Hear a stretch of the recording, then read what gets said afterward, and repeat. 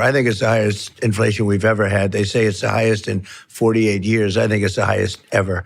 There's never been any mess like this, and it's because of what they did with energy. Also, then they topped it with spending with money, that trillions and trillions of dollars that they didn't need, that's being just wasted. They're putting migrants into Social Security. When they get finished, they are, if she got elected, this country is going bust.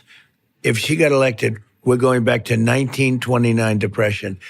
It would be a disaster for Medicare, Social Security. We have more liquid gold under our feet than anybody else.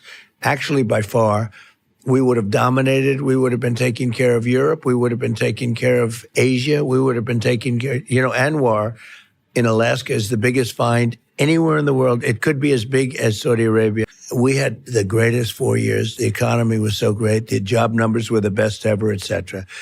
And I think just that concept of what I had done. Just the performance. Yeah. But individual things, getting the tax cuts approved, biggest tax cuts in history, biggest regulation cuts in the history of our country, rebuilding the military. So pull up the headline. AI fights back. The story of ChatGPT attempting to copy itself. So this was 6 days ago. So during controlled safety testing, ChatGPT 01 was tasked with achieving its objectives at all costs. So you give it a question, and it, instead of running one query, it's sort of, maybe it's running 1,000 queries or 1,000,000 queries to kind of map out, here are the things that I could do, and if I do that, then here's what I could do next. So that's why, if the FBI, arrests you and takes your phone, they're probably going to be able to get in and see what's there. Mm-hmm.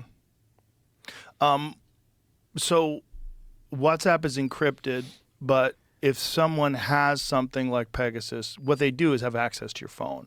So it doesn't matter if anything's encrypted, but it's true. I mean, that's where we're headed. We're certainly headed into deeper and deeper integration. It's not like things are moving away. We're headed to deeper and deeper integration with technology and AI. And it's inevitable. It seems like it's just.